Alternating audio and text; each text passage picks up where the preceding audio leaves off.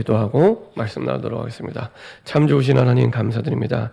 주님께 예배드릴 수 있는 좋은 날을 주시고 우리를 주의 보좌 앞에 부르시고 구원받은 하나님의 자녀로 하늘의 복을 누릴 수 있도록 주의 말씀 앞에 부르심을 감사드립니다. 주의 언약이 우리의 답이 되고 힘이 되어 하나님의 구원의 경륜의 비밀을 알고 누리며 그 비밀 성취하는 주역으로 쓰임받을 수 있도록 주님 인도하여 주시옵소서. 우리의 모든 상황 가운데 모든 환경 가운데 항상 예비되는 하나님의 구원 계획이 우리에게 보여지게 하시고 확인되게 하시고 우리를 통해 성취되게 하사 하나님께 최고의 영광 돌리는 증인이 되게 하여 주옵소서. 감사드리며 주 예수 그리스도의 이름으로 기도합니다. 아멘. 우리 좌우에 계신 분과 인사하겠습니다. 예수님은 그리스도십니다. 그리스도께서 모든 문제를 완전히 영원히 끝내셨습니다.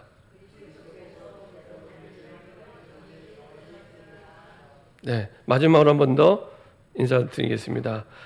고난이 아닌 확신입니다. 예. 어제는 제가 그 원주에 결혼식이 있어서 잠깐 원주에 다녀왔습니다. 왜냐하면 그 제가 원주에서 사역을 할 때 그 저를 통해서 이제 복음 받은 청년이 이제 예수님을 영접하고 신앙생활을 잘 하다가 또 교회에서 안수 집사의 직분을 받고 또 인도받다가 드디어 이제 어제 40이 넘은 나이에 장가를 갔습니다. 예. 보니까 이제 그 교회에서도 그 청년부른 졸업했다 그러더라고요. 청년부른 졸업하고 남성교회 소속 가운데 결혼을 하게 됐다고 얘기를 하는데 어쨌건 간에 그래서 이제 예배 순서를 맡게 돼서 이제 다녀왔습니다. 이제 갔다 오고 나서 이제 그 워낙 그 결혼식 하는 날은 바쁘잖아요. 정신없고. 저녁 때 잠깐 이제 전화가 와서 잠깐 이렇게 통화를 하게 됐습니다. 근데 이제 통화를 하다가 이제 어제 결혼을 했는데 이제 고민이 있는 거예요. 결혼 전부터 이 한 가지 고민 때문에 사실은 계속 이제 좀 갈등하고 다투기도 하고 뭐 그랬다 그러더라고요. 뭐 제가 볼 때는 나쁜 고민은 아닌데 이제 이게 무슨 고민이냐 그랬더니 딴 게 아니라 이제 이 신부도 그렇고 이 신랑도 그렇고 양쪽 교회 다 청년 회장들이에요. 청년 회장들이었어요. 그리고 이 양쪽 교회에 다 중요한 일꾼들입니다. 그러다 보니까 이제 서로 니는 내 교회로 가야 된다. 결혼하면 반대로 아니다. 네가 우리 교회로 와야 된다. 이제 그렇게 그거를 뭐 연애하면서 계속 이제 참 감사하고 참 행복한 고민이긴 한데 돈 때문에 싸우거나 고민하지 않고 뭐 이렇게 이렇게 너는 우리 집에 뭐 해줄 거냐 이런 거 가지고 고민하지 않고 우리 교회 와야 된다. 우리 교회 와야 된다. 이거 가지고 이제 계속했다는 거예요. 그래서 이제 그런 얘기했습니다. 성령의 인도 받아야 된다. 그러려면은 뭐 내 교회 네 교회가 우리 입장에서 볼 때 내 교회 네 교회지 하나님 볼 때는 다 예수님의 피로 사신 교회다. 그렇죠? 다 예수님의 피로 사신 교회입니다. 그러면 그 가운데 정말로 하나님이 원하시는 길이 어디에 있는지 우리가 좀 말씀의 흐름 속에서 답을 찾아야지 내 생각을 가지고 하면은 끝이 없다. 다 내 교회가 중요하지 라는 생각을 가지고 있으면은 그 끝이 없다. 그래서 하나님의 말씀 속에서 같이 포럼하면서 좀 이렇게 답을 찾아가면 좋겠다. 이런 얘기들을 잠깐 나눴습니다. 많은 사람들이 사실은 어려움이 있다고 문제가 있다고 얘기했지만 구원의 복음 안에 부름받은 저와 여러분들에게 항상 기억해야 될 것, 문제나 고민이나 어떤 일들이 전에 꼭 기억해야 될 것은 구원의 경륜입니다. 구원의 경륜. 에베소서를 쭉 1장부터 6절까지 우리 말씀을 나눴는데 거기서 한 가지만 기억하시면 됩니다. 구원의 경륜. 구원의 경륜 속에 내가 구원받았고 그래서 에베소 1장 보면은 창세전에 영세전에 하나님이 우리를 택하사 우리를 예비하셨다가 하나님의 날에 오늘도 빌립보서 1장 6절에 나와 있지만 그리스도의 날에 우리를 복음 듣게 하시고 깨닫게 하셔서 하나님의 자녀가 된 거예요. 되게 하신 겁니다. 그러니까 어느 날 우연히 내가 예수 믿고 신앙생활을 했다가 아니라 하나님은 미리 계획하시고 그리고 하나님의 정한 때, 그리고 하나님의 가장 정확한 때에 만나게 하시고 인도하신 겁니다. 그래서 우리가 어떤 일이 있다, 문제가 있다, 그거 이전에 우리의 모든 것이 하나님의 구원 계획 속에서 이루어지는 거구나, 이렇게 생각하셔야 합니다. 우리의 자녀도 하나님의 구원 계획 속에서 이루어지는 거고요. 내 남편도 하나님의 구원 계획 속에서 이루어지는 거고요. 내 아내도 하나님의 구원 계획 속에서 이루어지는 거고요. 우리의 모든 일, 좋은 일, 안 좋은 일, 그 모든 것들이 하나님의 구원 계획 속에서 이루어지는 거예요. 내가 너무 좋은 일이 있는데 그게 하나님의 구원 계획과 상관없다. 무슨 의미가 있습니까? 그 좋은 일이 무슨 의미가 있습니까? 불신자도 그 기쁨은 있잖아요. 그렇죠? 안 좋은 일이 있습니다. 근데 그게 진짜 하나님의 구원 계획과 연결이 있다면 얼마나 감사한 일입니까? 바울이 지금 이 편지를 어디서 쓰고 있다고요? 감옥에서. 그렇죠? 하나님의 구원의 경륜의 비밀을 할 때 모든 것들을 다르게 보기 시작합니다. 그는 문제가 있는데 없다고 얘기하는 게 아닙니다. 왜 문제가 있는데 없다고 하면 거짓말하는 거죠. 있어요. 왜 문제가 없습니까? 우리가 주님이 아니고 그리스도가 아닌데 있습니다. 근데 있어도 괜찮을 것은 하나님의 구원의 경륜 속에 죽어야 될 나를 건지셨던 것처럼 하나님은 그런 엄청난 구원의 비밀을 가지고 우리의 모든 상황을 인도하고 계십니다. 단지 내가 하나님의 구원의 경륜 속에서 그것을 안 바라보는 거예요. 그냥 이거는 문제지, 이거는 갈등이지, 이거는 그냥 어려움이지, 이렇게 생각하지 하나님의 구원의 경륜 속에 안 바라보는 거예요. 아까 제가 말씀드린 그 어제 결혼한 부부도 마찬가지입니다. 하나님의 구원의 경륜 속에. 그래서 제가 멀리 보고 좀 깊이 보라고 얘기했습니다. 당장 내 교회 이것만 보지 말고, 하필이면 같은 원주시 안에 있어요. 같은.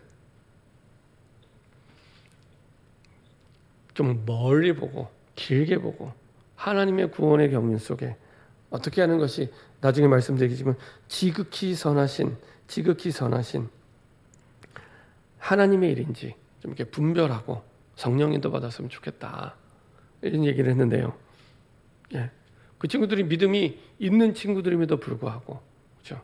그게 갈등할 일이 아니고요. 성령인도 받을 일이죠. 하나님의 구원의 경륜의 비밀 속에. 그렇죠? 감사함을 어제 이렇게 가서 그 예배 순서지 이렇게 보니까요. 그래도 아마 그 아는 지인들 가운데 불신자들도 이제 있어서 초청했나 봐요. 결혼식이 단순히 결혼식이 아니라 결혼 캠프가 되도록. 그래갖고 이 그 결혼 순서지 안에다가 조그만 카드를 또 이렇게 붙여놨어요.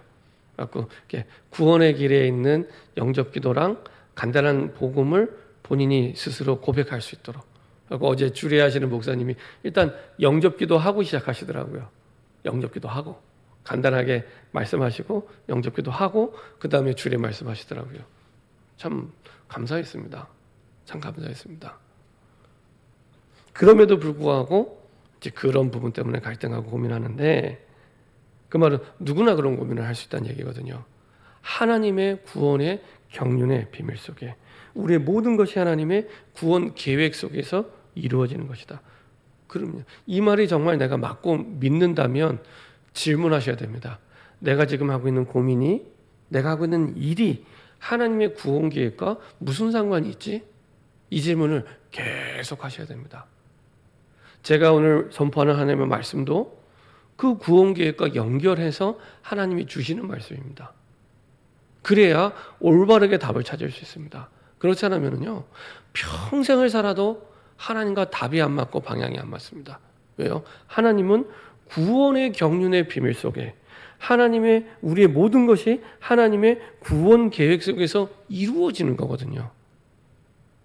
하나님의 구원 계획 속에서 이루어지는 거거든요. 이거를 고민 안 하고 내가 문제를 해결해야겠다고 한다면 하나님과 방향이 안 맞는 겁니다. 그렇죠?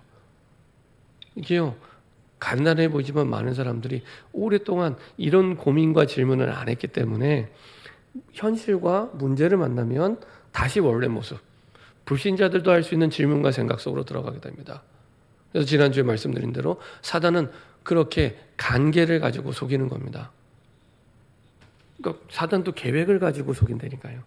그냥 막무가내로 뿔 달리고 나타나서 막 흔들어 놓은 게 아니라 이미 뿔 달리고 나타나는 거 보일 정도면은 귀신에 시달리는 거 아니면 굉장히 심각한 상태고, 간계를 가지고 계획을 가지고 간사한 계획을 가지고 속입니다. 그럴듯하게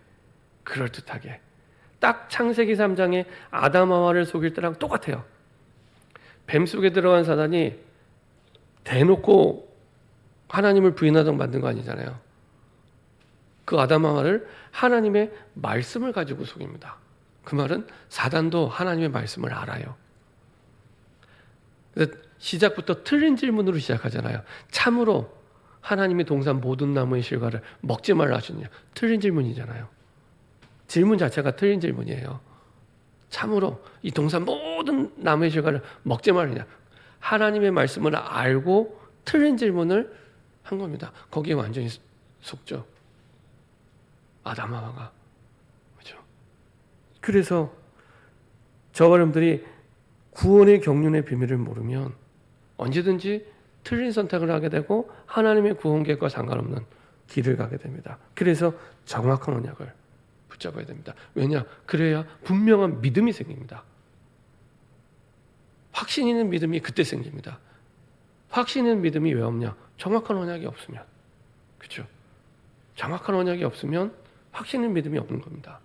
그래서 믿음이 자라난다고 하잖아요. 그 말은 정확한 언약을 계속 붙잡고 인도받으니 믿음이 성장하게 되는 거죠. 그렇죠? 다른 길이 없습니다. 다른 길이 없습니다. 정확한 언약 속에 분명한 믿음이 있습니다.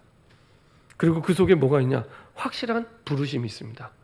내가 뭐 해야 되는지, 내가 지금 뭐 해야 되는지, 내가 한 생일을 살면서 무엇을 위해 살아야 되는지, 그렇죠? 그 부르심의 소명, 그렇죠? 이게 그 정확한 언약 속에 분명한 믿음 속에 여기는 거예요. 그래서 어제 그 결혼식을 하면서 결혼식인데 그렇게 본인들이 복음 전하는 전도자로 부름받았다는 이유로 결혼식에서도 복음 전할 수 있도록 결혼 캠프로 준비하게 하는 거죠. 그럼 본인들의 정체성 속에 부르심 속에서 나오는 겁니다. 그 속에서 내가 뭘 해야 될지가 나오는 거죠. 그리고 하나님은 그 현장 속에 망대를 세우는데 준비되어 있습니다. 준비된 망대가 세워지게 됩니다. 준비된 망대. 그렇죠? 준비된 망대가. 그래서 하나님은 우리에게 고난당하는 성도들에게 원하시는 것은 확신입니다. 확신. 어떤 확신이냐? 그거 현실은 고난처럼 보이는데 고난 아니야. 사실은 하나님의 경륜 속에 하나님의 구원 계획을 이루는 그 여정이야 라는 그 확신을 갖기 원합니다. 자, 잘 생각해 보세요. 제가 질문 한 가지를 하겠습니다. 내가 지난 주간에 지난 한 달 동안에 내가 화가 날 일이 있다면, 화는 일이 있다면 뭐 때문에 화를 내는가 한번 잘 생각해 보세요. 내가 뭐 때문에 화를 했지? 내가 뭐 때문에 이렇게 싸웠지? 한번 생각을 해보세요. 혹시 그게 하나님의 구원 계획 때문에 싸우셨습니까? 혹시 그게 하나님의 구원 계획 때문에 혹시 싸우셨습니까? 제가 나중에 결론을 말씀드리겠지만은 바울이 이 빌립보서를 쓴 목적이 있습니다. 목적. 그리고 이 빌립보 교회에 꼭 알기 원하는 이제 하나님이 주신 바울한테 주신 뜻이 있는데 뭐냐? 바울의 기쁨. 바울이 가지고 있는 기쁨이 뭔지를 그거를 이 빌립보 교회 사람들이 알기를 원하는 겁니다. 근데 바울의 기쁨은 어디냐? 하나님의 구원 계획이 이루어지는 데 있거든요. 그렇죠? 그래서 그거에 반할 때는 바울도 화를 냅니다. 그게 갈라디아서입니다. 그렇죠? 저 여러분들이 정말로 화를 내고 싸웠다면, 그것 때문에 싸웠다면 괜찮아요. 갈라디아서처럼 싸운 거니까. 그렇지 않다면은 내가 가지고 있는 기쁨이 하나님의 구원 계획을 기뻐하는 게 아니라 또 다른 무엇을 내가 막 기뻐하고 있는 거예요. 그게 내 뜻대로 안 될 때는 싸우게 됩니다. 내 뜻대로 안 될 때는, 하나님의 뜻이 아니고 내 뜻대로 안 될 때는 싸우게 되는 겁니다. 그렇죠? 그 부분을 두고 잘 한번 확인해 보시면 됩니다. 그러면 내가 사단과 싸워야 되는데, 내가 교회 오래 다니면서 사단과 난 당연히 싸울 줄 알았는데 사단과의 싸움을 하나도 안 하고 있구나. 사람과 싸우고 있고 내가 문제와 싸우고 있지 사단과 안 싸우고 있구나. 그렇죠? 내가 뭐 때문에 싸우고 있는지, 그 싸움의 목적이 뭔지를 그 동기가 뭔지를 확인해 보셔야 됩니다. 진짜 하나님의 구원 계획 때문에 싸우고 있는지. 반대로 얘기하면은 아까 말씀드린 대로 내가 하나님의 구원 계획이 내 제1의 기쁨이다. 그러면 되거든요. 근데 내가 또 다른 기쁨을 가지고 있기 때문에, 또 다른 기쁨, 또 다른 뜻을 가지고 있기 때문에 그게 안 될 때는 내 마음대로 안 되잖아요. 그래서 싸울 수밖에 없죠. 내 마음대로 안 되면 화가 나잖아요. 그렇죠? 누구든지. 그렇죠? 그래서 사단과의 영적 싸움을 싸워야 됩니다. 자, 고난당하는 성도의 이런 확신, 하나님의 구원의 경륜 속에서 모든 것이 이루어지는 그 확신을 가지고 인도받기를 원하죠. 특별히 빌립보서는 바울이 감옥에서 보낸 편지인데, 아시는 것처럼 에베소서, 빌립보서, 골로새서, 빌레몬서, 이 4개 서신은 옥중 서신이라고 얘기합니다. 전부 다 감옥 안에 있는 바울이 감옥 밖에 있는 사람과 교회에 보낸 편지죠. 바울이 제일 고난당하는 데입니다. 바울이 이제 자기의 생애가 얼마 남지 않은 그런 가운데 로마의 감옥에 갇혀 있을 때, 그때죠. 자, 그 가운데 하나님의 구원의 경륜 속에 하나님이 어떻게 인도하시는지 우리가 정말로 알게 되면은, 확신하면은 사단과 싸우게 되죠. 내 시작이 아니라 하나님의 시작입니다. 3절에 보면은 내가 너희를 생각할 때마다 나의 하나님께 감사하며. 하나님께서는 첫날부터 지금까지 바울을 통해 복음을 위한 일을 하셨기 때문에 하나님께 감사하다고 말하고 있죠. 그래서 6절에 너희 안에서 착한 일을 시작하시니가. 착한 일. 이 착한 일이 고아원을 도와주고 양로원 도와주고 도덕적으로 윤리적으로 그 착한 일 얘기하는 게 아닙니다. 하나님의 계획하신 일. 하나님의 계획하신 일. 착한 일을 시작하시니가 그리스도 예수의 날까지 이루실 줄을 우리는 확신하노라. 이 확신을 갖기 원한 겁니다. 모든 것이 하나님의 구원의 경륜 속에 하나님의 구원 계획을 이루는 그 일. 그 일을 두고 인도하시는데, 그 일을 누가 시작하셨어요? 하나님이. 우리에게 좋은 일이든 문제든 하나님의 구원 계획을 두고 하나님이 시작하신 일입니다. 나는 그 문제만 바라보고 현실만 바라보고 싸우는 거죠. 하나님은 그런 하나님이 아닙니다. 그렇죠? 하나님이 이 모든 것을, 오히려 문제가 숨겨져 있는 것보다 드러난 게 훨씬 나아요. 문제가 드러난 게 치유의 시작이 됩니다. 치유의 시작이 됩니다. 그래서 첫날부터 지금까지 복음을 위한 일이기 때문에, 그래서 아까 내가 싸우고 화내는 일이 진짜 하나님의 구원 계획과 관련이 있냐 제가 말씀드렸잖아요.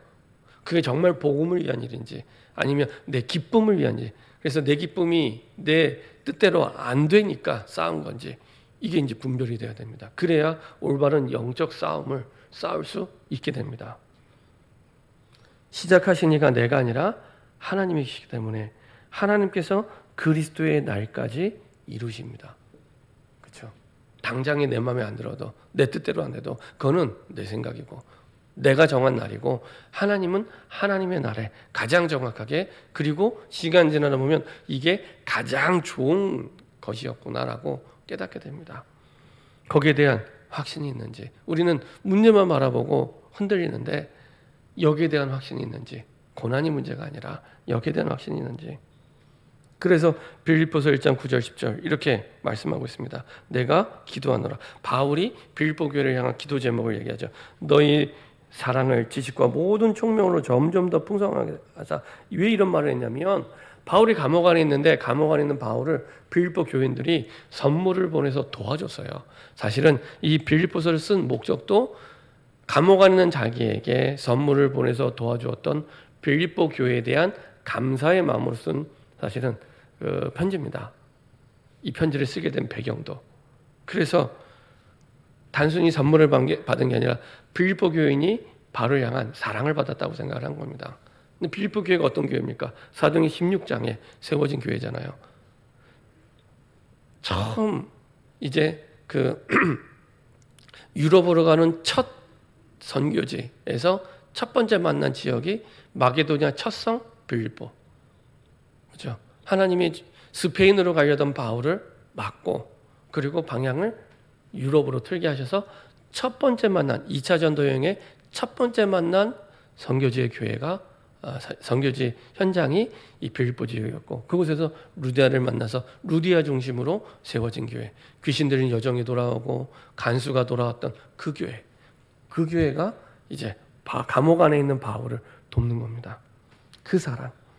너희 사랑을 지식과 모든 총명으로 점점 더 풍성하게 하사 너희로 지극히 선한 것을 분별하며 또 진실하여 허물 없이 그리스도의 날까지 이루고 지극히 선한 것을 그래서 분별해야 된다. 지극히 선한 것. 그냥 눈에 보이는 것 그대로 판단하지 말고 하나님의 구원의 경륜의 비밀 속에서 이루어지는 거기 때문에 눈에 보이는 대로 느끼는 대로 반응하지 말고 하나님의 구원의 경륜의 비밀 속에 이루어지는 것이기 때문에 가장 첫 번째로 문제를 만나고 고난을 만났을 때 해야 될 일은 지극히 선한 것을 분별하는 거예요.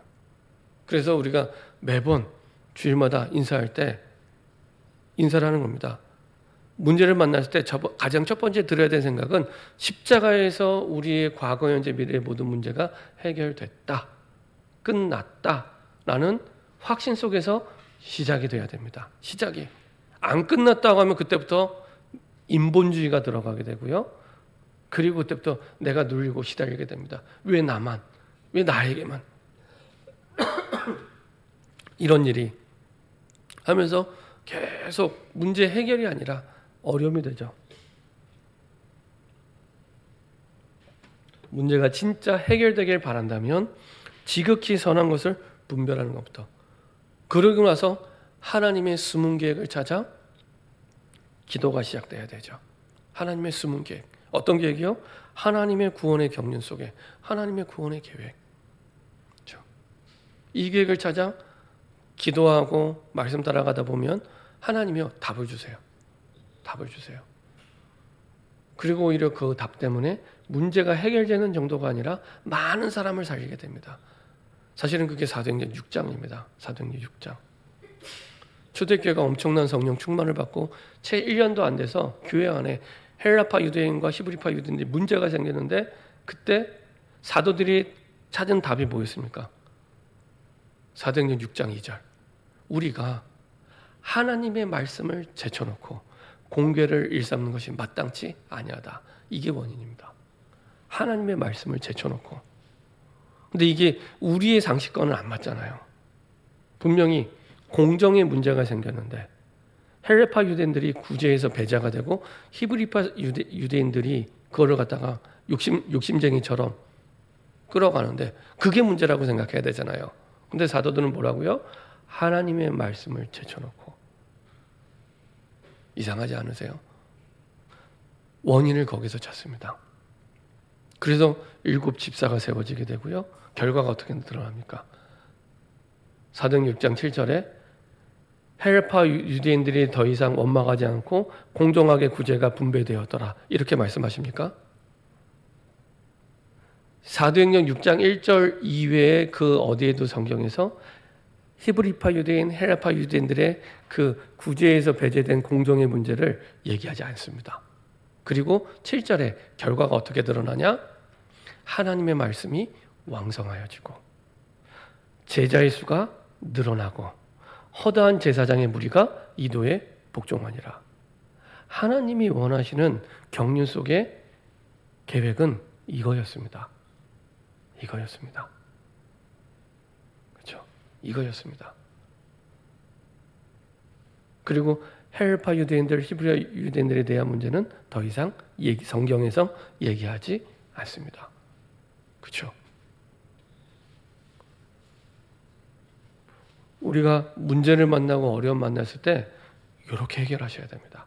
이렇게 해결하시면 됩니다. 근데 가장 큰 방해꾼이 누구냐? 나예요, 나. 내가 용납이 안 되는 거예요. 내가 화가 나고 내가 용납이 안 되는 거예요. 그래서 나를 살리면 누구든지 살릴 수 있습니다. 나를 살리면 누구든지 살릴 수 있습니다. 그래서 항상 나에게 답이 있다. 나에게. 내가 어떻게 바라보고 생각하고 있는지 거기에 답이 있다 생각하시면 됩니다.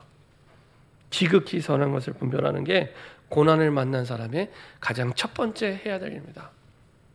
그거 가지고 울 게 아니라 힘들어할 게 아니라 그렇죠. 그러면 항상 있는 하나님의 계획을 발견하게 됩니다. 12절에 형제들아 내가 당한 일이 지금 감옥에 갇혀 있는 일. 근데 바울이 어떤 정말 나쁜 짓을 해서 감옥 간 거 아니잖아요. 복음 전하다가 감옥에 갇힌 겁니다. 형제들아 내가 당한 일이 어떤 면에서 요셉처럼 누명 쓰고 감옥 간 일이죠. 당한 일이 도리어 복음 전파의 진전이 될 줄을 너희가 알기를 원하노라. 그렇죠. 하나님의 구원 계획의 경륜 속에 바울은 이 비밀을 알고 있었죠. 그래서 내가 감옥에 간 것도 하나님의 구원 계획을 이루기 위한 일이라는 거죠. 이것을 이미 체험했죠. 어디서 체험했습니까? 사도행전에서 이 빌립보 교회가 세워질 때 체험했잖아요. 사도행전 16장에 감옥 안에서 그렇죠. 바울과 실라가 있을 때 간수장이 예수 믿고 돌아오잖아요. 그죠? 근데 그때 당시에 바울은 로마 시민권이 있었기 때문에 감옥 안 가도 돼요. 그렇죠? 함부로 로마 시민을 재판하고 감옥에 가둘 수 없습니다. 나중에 로마 본토에 가서 황제 앞에서 심판받을 때까지 감옥 안 가도 돼요. 근데 감옥 갔잖아요. 그것은 내가 내 뜻대로 간 게 아니라 하나님의 구원의 경륜 따라 성령님도 받은 거죠. 그래서 그 감옥 안에 있는 간수장과 그 가족들까지 다 구원받게 되잖아요.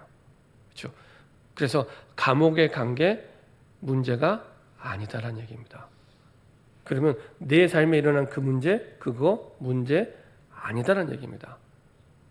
이게 아니다라는 답이 나려면 바울처럼 하나님의 구원의 경륜 속에 복음의 전파를 위해서 어떤 계획이 있는지를 찾아야 내가 믿어지기 시작합니다. 내 머리로는 알겠는데 안 믿어져요. 그때까지는.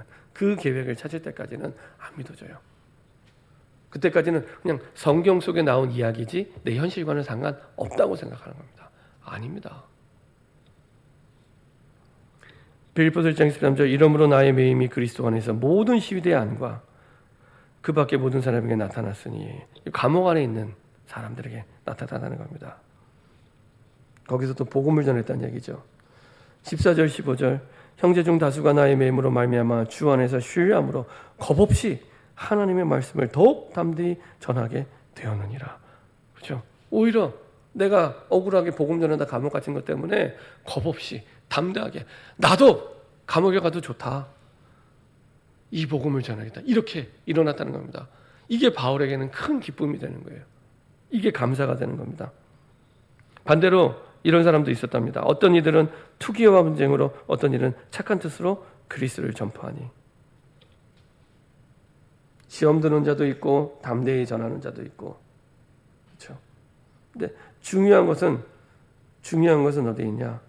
이렇게 하나 저렇게 하나 이렇게 하나 저렇게 하나 하나님이 원하시는 그리스도의 복음이 전달되는 그것에 사실은 이 바울의 이 기쁨이 있고 뜻이 있던 거죠. 그래서 18절에 이렇게 얘기합니다. 그러면 무엇이냐? 거칠이로 하나 참으로 하나 무슨 방도로 하든지 전파되는 것은 그리스도니 이로써 나는 기뻐하고 또한 기뻐하노라. 바울이 빌립보 교회에 전달하고 싶었던 사실은 가장 중요한 핵심이 여기에 있습니다. 이렇게 하면 어떻고 저렇게 하면 어떠냐. 중요한 건 이렇게 하든 저렇게 하든 전파되는 것이 그리스도라면 나는 기뻐하고 또한 기뻐하리라. 바울의 기쁨이 여기에 있었기 때문에 바울은 감옥 안에 있어도 되고 밖에 있어도 돼요.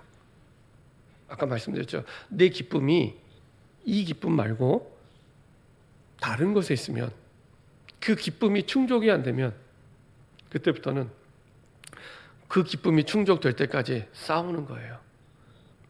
꼭 어린아이와 같이.